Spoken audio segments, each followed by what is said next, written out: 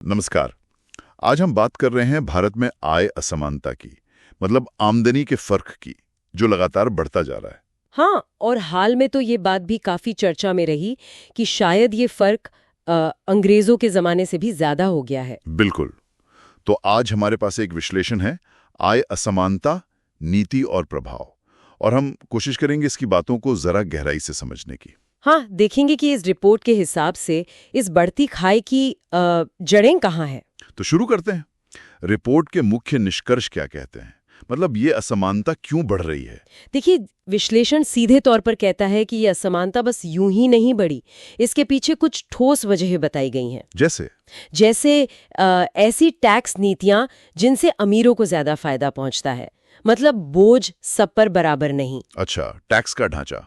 और क्या वजह गिनाई गई है? हाँ, इसके अलावा रिपोर्ट में कमजोर श्रम कानूनों का जिक्र है, मतलब जो लेबर प्रोटेक्शंस है वो कमजोर हैं।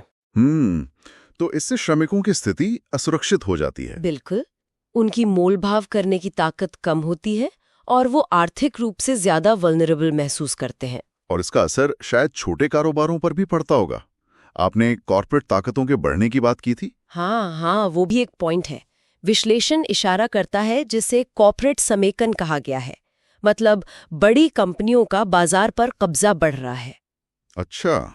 और जब कुछ ही बड़ी कंपनियां हावी हो जाती हैं तो छोटी कंपनियों और व्यवसायों के लिए टिके रहना मुश्किल हो जाता है।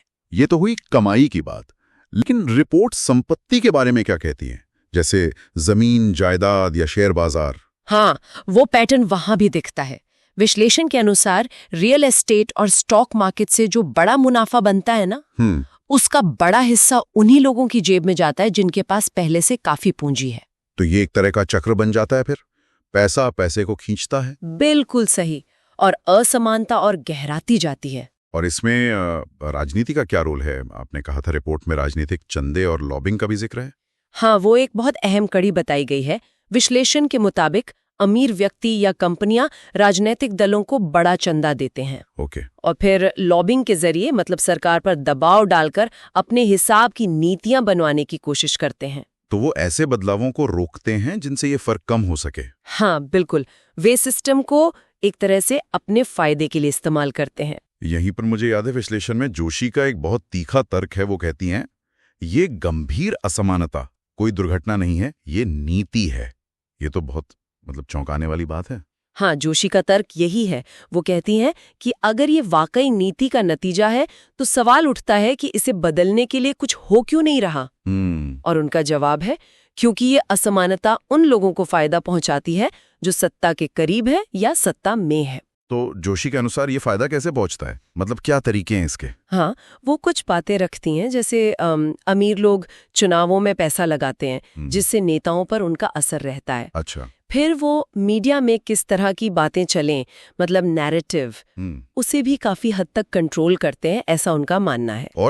और जब भी धन के पुनर्वितरण की बात आती है, जैसे अमीरों पर ज्यादा टैक्स लगाकर गरीबों की मदद करने की नीतियां, तो वो पुरजोर तरीके से इसके खिलाफ लॉबिंग करते हैं। इसमें एक और दिलचस्प बात है जो जोशी उठाती हैं। वो कहती हैं कि अमीरों और सत्ताधारी वर्ग ने मध्यम वर्ग के दिमाग में ये भर दिया है कि गरीबों की मदद करना मतलब खैरात बांटना है। हाँ, कि ये मुफ्तखोरी को बढ़ावा देना है, जबकि असलियत ये है, जैसा जोशी इशारा करती हैं, कि कॉर्पोरेट जगत और अमीर खुद सरकार से भारी सब्सिडी और टैक्स छूट लेते हैं। तो एक तरफ वो गरीबों की मदद को खैरात बताते हैं और दूसरी तरफ खुद बड़े पैमाने पर सरकारी रियायतें लेते हैं। ये दोहरापन है ना? बिल्कुल। और ये सारी बातें उस बहस से जुड़ती हैं जो हाल ही में एक फाइनेंशियल एनालिस्ट की पोस्ट के बाद छिड़ी थी, जिसमें यही चिंता थी कि भारत में आय का फर्क शायद औपनिवेशिक दौर से भी ज्यादा है। सही कहा। उस पोस्ट ने आर्थिक नीतियों और सामाजिक न्याय पर एक बड़ी बहस छेड़ दी थी। तो ये विश्लेषण हमें एक तस्वीर दिखाता है जहां आय असमानता सिर्फ बाजार की एक ऑटोमेटिक चीज नहीं है। हाँ, बल्कि शायद ये सोची समझी नीतियों और ताकत के खेल का नतीजा है। बिल्कुल। ये आंकड़ों से आगे जाकर पूरी व्यवस्था पर ही सवाल खड़े करता है। तो कुल मिलाकर ये विश्लेषण हमें ये सोचने पर मजबूर करता है कि अगर नीतियां ही इस असमानता को बढ़ा रही हैं, तो फिर इन नीतियों को बदलने की शुरुआत कहां से और कैसे की जा सकती है? हाँ, ये एक बहुत बड़ा सवाल है और शायद इस पर हम सबको सोचने की जरूरत है।